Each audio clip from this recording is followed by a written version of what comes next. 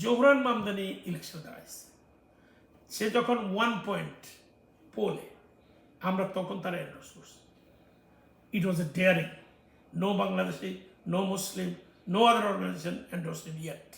আমাদের এন্ডোর্সমেন্টের 140 দিন পরে গিয়া আস্তে আস্তে আমার মুসলমানরা আগে আসছে, মসজিদগুলি আগে আসছে। ভালো, আমার এটার প্রশ্ন না। প্রশ্নটা হচ্ছে এই যে আমরা মুসলমানকে এন্ডোর্স করলাম, এই যে আমরা ইসরায়েলের বিরুদ্ধে কথা বলতেছি, প্যালেস্টাইনের উপরে আমরা টুইট করতেছি, হোয়াটসঅ্যাপে দিতেছি, ফেসবুকে দিতেছি, তাতে জিউসরা আমাদের বিরুদ্ধে খেলছে, আসাদের বিরুদ্ধে।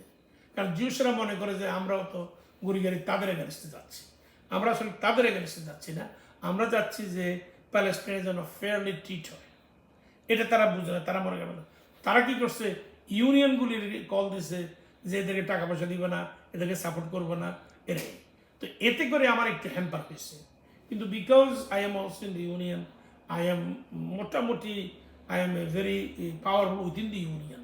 So it is now getting normalized. আমরাই একমাত্র বাংলাদেশের South Asian organisation in New York City and America যারা রেজিস্ট্রি করছে পলিটিক্স করার জন্য। আমাদেরকে আপনি ইচ্ছা করলে এরকম বলতে পারেন যে আমরা একটা ডেমোক্রেটিক পার্টির মতো, ডেমোক্রেটিক পার্টি, রিপাবলিকান পার্টি, আসাল পার্টি, কারণ we are doing this for politics. তো এখন আমরা আসাল পার্টি হবো না এই জন্য, কারণ Republican Democratic party big thing. তারপরেও শাহানা হানিফ আজকে আল্লাহ দিলে আমাদের সিটি কাউন্সিল মেম্বার, তাকে she was our Brooklyn chapter women's committee chair for 5 years। আমরা তাকে এন্ডোর্স করছি, তাকে সাপোর্ট করছি। ইভেন তার যে লাস্ট ইলেকশন যেটা গেছে, অত্যন্ত গুরুত্বপূর্ণ ইলেকশন, ও কার্যক্রম। তো এই যে আমরা রিইলেক্ট হয়েছে সে, এটাই আমাদের জন্য পাই। তারপরে ধরেন মামদানি কেউ কইছে হবে না, কিন্তু শেষ পর্যন্ত দেখা গেল যে মামদানি এখন মেয়রাল ক্যান্ডিডেট। কেমন? এখনো সবাই বলতেছে হবে না, আমি বলতেছি হবে ইনশাল্লাহ। কারণ আমরা যদি যেভাবে কাটছি একইভাবে যদি আমরা কাটি হবে। আচ্ছা, আমি আমেরিকাতে এসেছি 1984-এ। I was a student in Dhaka University. In my department, which is known as demography, population science, আমি সেখানে ফার্স্ট ক্লাস ফার্স্ট হয়ে ইন্ডিয়ানা বল স্টেটে পুরো গ্র্যাজুয়েট টিচিং অ্যাসিস্ট্যান্টশিপ নিয়ে আসছি। এসে এখানে লেখাপড়া শেষ করে আমি নিউ ইয়র্ক সিটিতে পেনশন ডিপার্টমেন্টে অ্যাকচুয়ারি হিসাবে একটা ইন্টারভিউ দেই, এবং ইন্টারভিউতে তারা আমাকে চয়েস করার পরে বললাম যে দেখো, আমি তো এই দেশে স্টুডেন্ট হিসেবে আসছি, এই দেশে থাকতে হলে তোমরা আমাকে স্পন্সর করতে হবে ইমিগ্রেশনে। দে অ্যাগ্রিড, এবং সেজন্য through new York city I got my immigration which is called green card, and later I became citizen. আমাদের নিউ ইয়র্ক সিটিতে আমরা যারা কাজ করি, যে কোনো প্রফেশন, আমার জব ছিল অ্যাকচুয়ারি। এভাবে actuary, accountant, bookkeeper, benefits examiner, economist, statistician, এদের সবাইকে নিয়ে একটা ইউনিয়ন আছে। তো আমি সেই ইউনিয়নের মেম্বার হিসাবে আমি জয়েন করছি। 2000 আমি নিজেই প্রেসিডেন্টের জন্য ইলেকশন করি, and I did a very good campaign. I'm American, I think by generation they are from Italy, but he was 4th generation American. So I defeated him and I became the president of my union in June 12, 2000.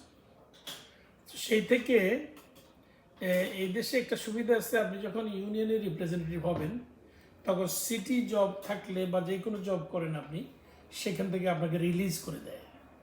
Release করার অর্থ হইল আপনি তখন মেম্বারদের জন্য অ্যাডমিনিস্ট্রেশনের সাথে negotiate করবেন, কত টাকা বেতন হবে, কত টাকা বেনিফিট হবে, কত ইন্স্যুরেন্স পাবে, কত হেলথ বেনিফিট পাবে, এইসব বিষয়ে।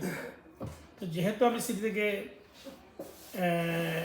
লং লিভে তারা আমাকে ছাড়লো, প্রত্যেক 3 বছর অন্তর ইলেকশন হয়, আর ইলেকশনে যদি আমি জয়লাভ করি তাহলে আমি তো এখনও রিলিজ অবস্থায় থাকি, আর যদি আমি ডিফিট খাই তাহলে আমার নিয়ম হচ্ছে আমি আমার জবে ব্যাক করবো। আমার জবও আছে, ইউনিয়নের রিলিজও আছে। তো সেদিক থেকে আমি আর কখনো ডিফিট খাই নাই। গত 25 বছর যাবত আমি আমার ইউনিয়নের প্রেসিডেন্ট।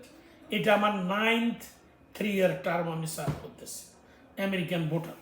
আমি যখন প্রথম ইউনিয়নের প্রেসিডেন্ট তখন 3 জন ছিল বাংলাদেশি, 29 জন ছিল সাউথ এশিয়ান।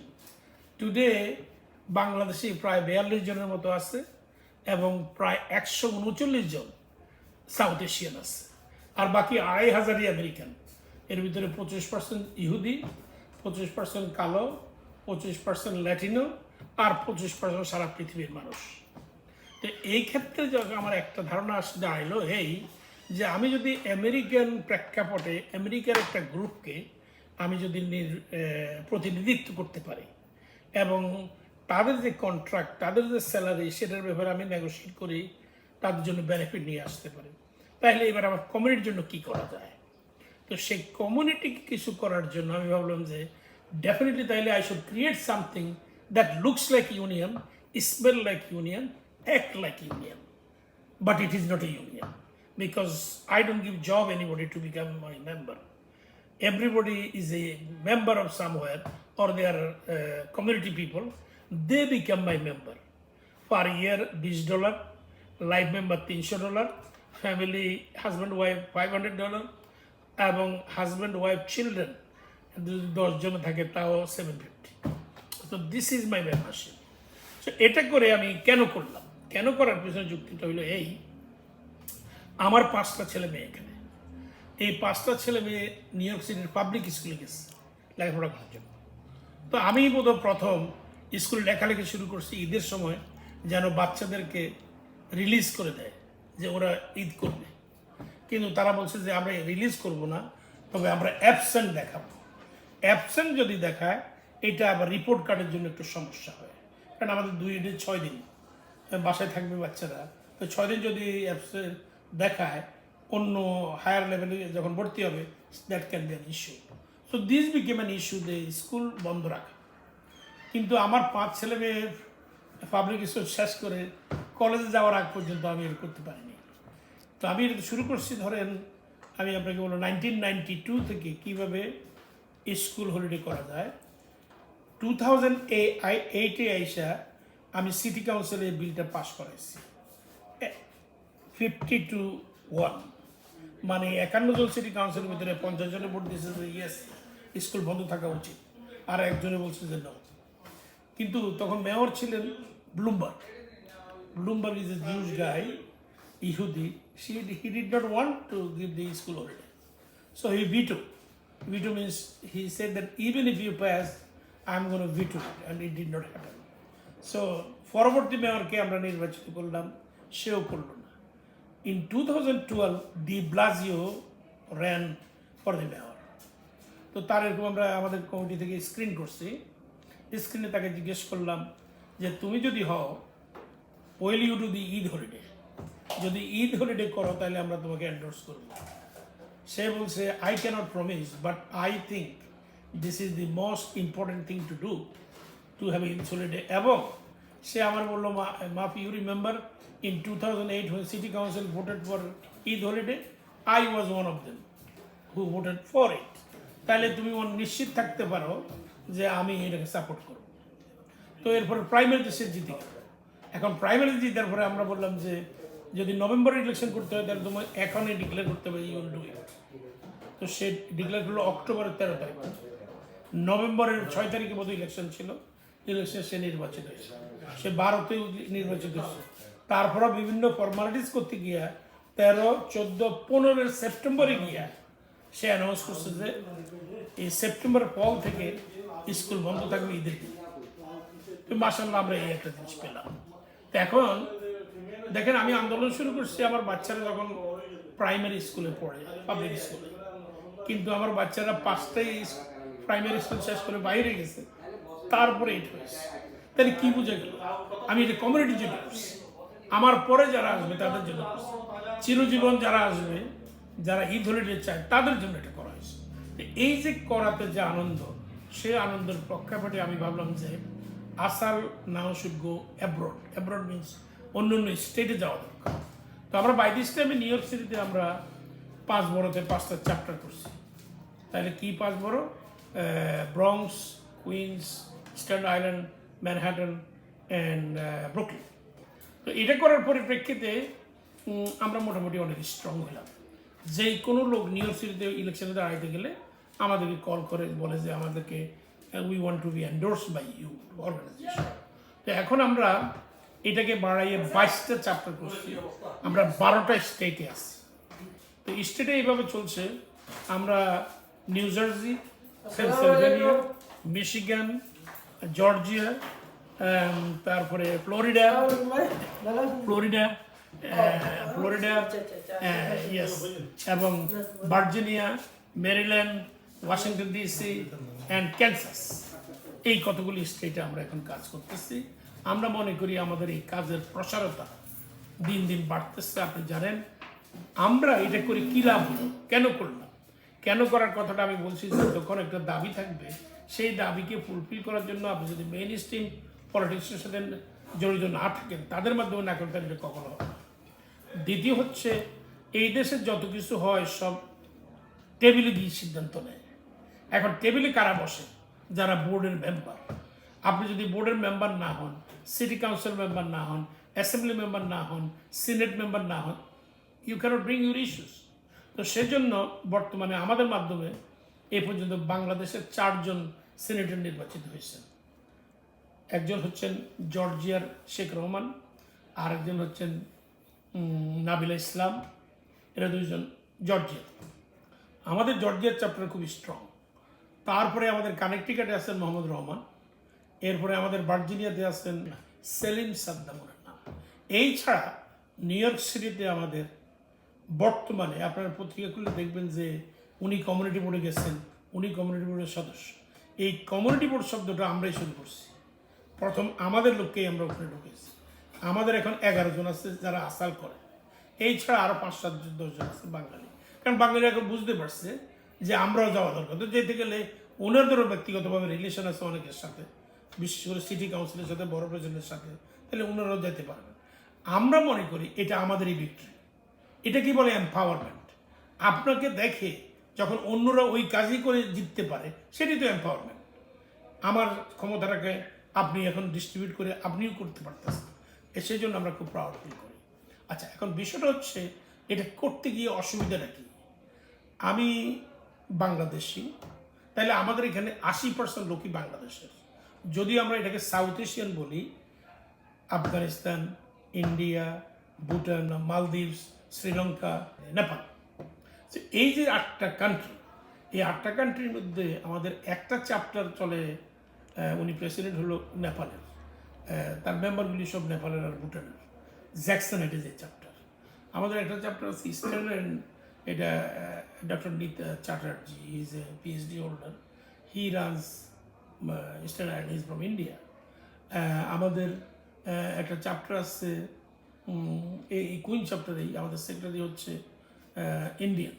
তো এরকমভাবে আমাদের মোটামুটি আমরা চেষ্টা করতেছি ডাইভার্সিফাই করার জন্য। এখন লোকদের যদি ইচ্ছা না থাকে, লোকেরা যদি আসতে না পারে, তাহলে আমরা জোর করি না। আমাদের বক্তব্য হচ্ছে যে আপনারা কেন আসাল করবেন? আসাল করবেন শুধুমাত্র আপনার নিজের জন্য না, আপনার কমিউনিটির জন্য, আপনার সন্তানদের জন্য, আপনার উত্তরাধিকারী যাদেরকে রেখে যাচ্ছেন, তাদেরকে যদি আপনি আসালের সাথে জড়িত না করান, তাইলে যারা পাওয়ারে আছে, যারা ক্ষমতায় আছে, যারা আইন বানায়, তারা আপনার ছেলে মেয়েদেরকে রিকগনাইজ করবে না। তাইলে ওরা যখন একদিন মসজিদে যাবে, এরা মসজিদ বন্ধ করে দিতে পারে। কারণ মসজিদে নামাজ আমরা না পড়ি, তারা তো পড়ে না। Why they will give you permit? They can stop. আপনি হালাল মাংস খান, আপনি ঈদের দিন গিয়ে জবাই করেন, তারা যদি বলছেন না এইভাবে প্রকাশ্যে জবাই করা যাবে না, মেশিন দিয়ে জবাই করা লাগবে। এই যে আপনি রিকগনাইজ না, আর এখন আমরা করতে পারতেছি, আমরা রিকগনাইজ করি আমাদেরকে, এই কারণেই আসাল করা। এখন আসালের সাথে যারা জড়িত তারা কারা? তারা কমিউনিটির এক ভদ্রলোক, উনি হয়তো সিটিতে চাকরি করেন, স্টেটে চাকরি করেন, ফেডারেলে চাকরি করেন, উনি হয়তো আরেকটা ইউনিয়নের সদস্য।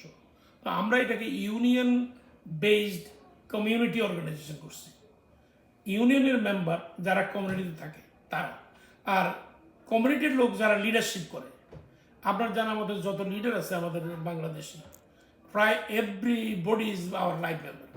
The reason is that they may not come to the meeting, but they think that the work that we do, it is a very important work. তো সেজন্য আমরা মনে করি আমরা দিন দিন প্রগ্রেস করতেছি। আমরা প্রথম থেকে বলে আসতেছি, আপনি কি করবেন আমাদের সাথে সেটা আসবেন, কিন্তু আপনাকে আপনার ফ্যামিলি টেক কেয়ার করতে হবে। আমরা মনে করি first thing our responsibility is to our family.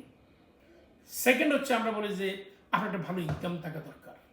আপনি যদি ভালো রোজগার না করতে পারেন, আপনি বসে বসে কেবল আসারে মিটিং করলেন, এতে তো হবে না। আমরা ওয়েলফেয়ার অর্গানাইজেশন না, যার জন্য আমরা we can't give you job but we can direct you for a job. তো এলে কী হবে, আমরা তাহলে সিটিতে কোথায় অ্যাপ্লাই করলে জব পাওয়া যায়, স্টেটে কোথায় গেলে জব পাওয়া যাবে, ফেডারেলে কোন কোন জায়গাতে অ্যাপ্লাই করা দরকার, ওই সব গাইডেন্সগুলি আমরা দিতে পারি। পরীক্ষা দিবেন, পাস করবেন, আপনার নাম উঠলো, নাম উঠার পরে চাকরি হবে না। কারণ যারা ধরেন 10,000 লোকে পরীক্ষা দিচ্ছে, 3,000 লোকের নাম উঠছে চাকরির জন্য, পজিশন হলো মাত্র 500 টাকা, তাহলে 3,000 লোক 25 লোক পাবে না, কেমন? তো আমরা এই ক্ষেত্রে কিছু কাজ করতে পারি এইভাবে, যেহেতু আমরা একটা পলিটিক্যালি পাওয়ার হাউস, মানে আমরা আমাদের কথা শুনলে অনেকে রেসপেক্টের সহিত কিছু কাজ করার কথা ভাবে যে ও হাসান কম দিচ্ছে, ঠিক আছে, দেখি কী করা যায়। আমি নিউ ইয়র্ক সিটিতে 16টা কনভেনশন করছি, প্রথম থেকে 16 বছর পর্যন্ত নিউ ইয়র্ক সিটি করছি। আমার এই কনভেনশনে আসে আমাদের ওই যে 16 চ্যাপ্টারের যত লোক, এখন তো 22 চ্যাপ্টারের যত লোক, এরা আসবে। আর আসবে যত ইলেক্টেড অফিসিয়াল আছে, 50 থেকে 60 জন ইলেক্টেড অফিসিয়াল আছে আমার ওখানে। এখন ইলেক্টেড অফিসিয়াল কেন আসবে? কারণ ইলেক্টেড অফিসারই আপনাকে বলবে যে what is going to do for you, আপনার জন্য কী করবে, আপনার কমিটির জন্য কী করবে, তাদের মাধ্যমে এগুলি হবে, তাই না? সেই জন্য আমরা চাই যে ইলেক্টেড অফিসিয়াল সিটি কাউন্সিল থেকে গভর্নর পর্যন্ত যত লোককে আমরা ওখানে হাজির করতে পারি। তো 7 ঘন্টার অনুষ্ঠান করি আমরা, 2টা থেকে রাত 9টা বা 3টা থেকে রাত 10টা। এই 7 ঘন্টার ভিতরে ওরা শুধু বক্তৃতা করে। আমরা 3 জনকে প্রত্যেক বছর অনার করি, 2 জন বাহির থেকে যারা কন্ট্রিবিউশন করছে কমিউনিটির জন্য বা একটা ইউনিয়নের জন্য, এই ধরনের 2 জন। আর আমাদের মধ্যে যারা সবচেয়ে ভালো কাজ করছে, ভালো কাজ বলতে এটাই বুঝেছে যে অর্গানাইজ করছে বেটার, যে সব কাজ হাজির হয়েছে, যে স্লোগান দিচ্ছে, যে মিছিল করছে, ঝড়িতে বৃষ্টিতে ভিজে, তারপরে ধরেন রৌদ্রে শুকাইছে, তাকে আমরা অনার করি বলতে যাই। তা আমাদের সারা বছরে 3 জনকে আমরা অনার করি। যে আমরাই একমাত্র অর্গানাইজেশন যে 4 জন সিনেটর নির্বাচিত করছি, 10 জনের উপরে সিটি কাউন্সিল মেম্বার আছে। শাহনাহানি শুধু নিউ ইয়র্ক সিটিতে, অন্য সিটিতে আমাদের অনেক সিটি কাউন্সিল মেম্বার তৈরি হয়েছে। এইটুকু প্রগ্রেস, এর থেকে বেশি আপনি আশা করতে পারবেন না। কারণ আমরা তাদেরকে নিয়ে কাজ করতেছি, এরা সবাই ফার্স্ট জেনারেশন। ফার্স্ট জেনারেশন হলো তারা যারা বাংলাদেশ থেকে মাত্র আমেরিকাতে আসছে, আজকে 5 বছর, 10 বছর, 20 বছর, আমার মতো 34 বছর, আর আমার মতো 41 বছর, এরাই হলো ফার্স্ট জেনারেশন। এখন ইলেকশন যারা করতেছে তারা first generation.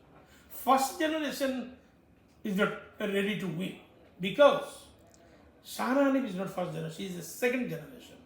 She knows very well. And Joran Mamdani is not a first generation, he is a second generation, but he is born Uganda. But his father was first generation.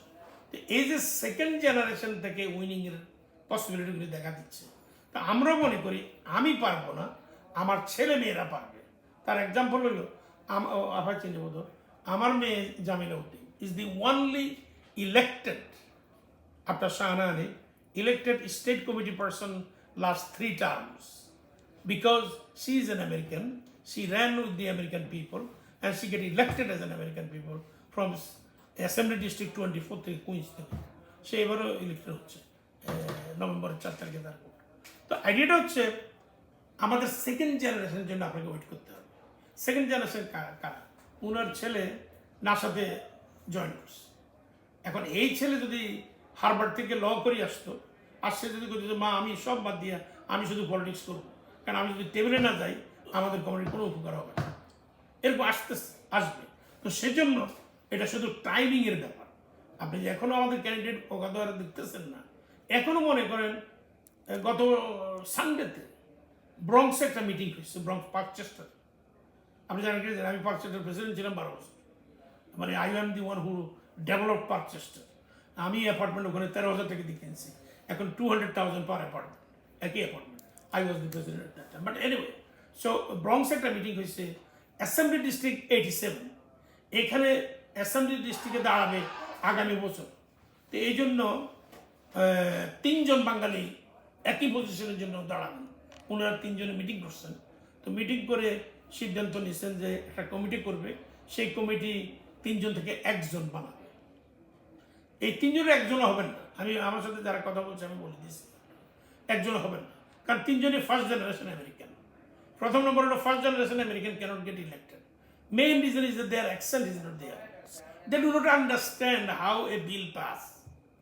মানে আপনি আমাদের যে ভাগ্য, কমিউনিটির ভাগ্য পরিবর্তন করবেন একমাত্র বিলের মাধ্যমে। আলবানিতে বিল সাবমিট করিয়া সেটা অ্যাসেম্বলিতে পাস হইয়া, সেনেটে পাস হইয়া, গভর্নর যদি ভেটো দেয় তাহলে আর হইলো না, আর গভর্নর যদি সাইন করে তখন সেই ল হইলো, আর তখন আমাদের কমিউনিটি কিছু পাইল। এখন এরা তো ওটা প্রেজেন্টই করতে পারবো না। তো এইসব কারণে আমাদের এইসব লোকের এখনো হবে না। কিন্তু আমি মনে করি আমার ছেলে এইখান মিশিগান থেকে ল করছে, সে এখন কর্পোরেট ল ইয়ার হিসাবে কাজ করে ম্যানেটারে। সে যদি একদিন মনে করে যে দাঁড়াবে, সে দাঁড়ায়নি, সে হবে। কারণ he will be then equal to the আমেরিকানদের কথা আমার ছেলের কথা একই রকম হবে। তো এই যে একটা আমাদের টাইমিং ইস্যু, সেজন্যই আপনারা এখনো আমাদেরকে ব্যাপক হারে দেখতেছেন না। আর আমাদের কুইন্সের 24 সিটি কাউন্সিলে গত বছর 6 জন দাঁড়াইছে, বাঙালি 6 জন। এখন 6 জন দাঁড়ালে কি করে একটা পজিশনে হবে? এটা বাঘে ভোটের তারাই ডিবেট করে ফেলতেছে। তো এইসব অসামঞ্জস্যতা ফার্স্ট জেনারেশন যেভাবে থাকবে, সেকেন্ড জেনারেশন এটা থাকবে না।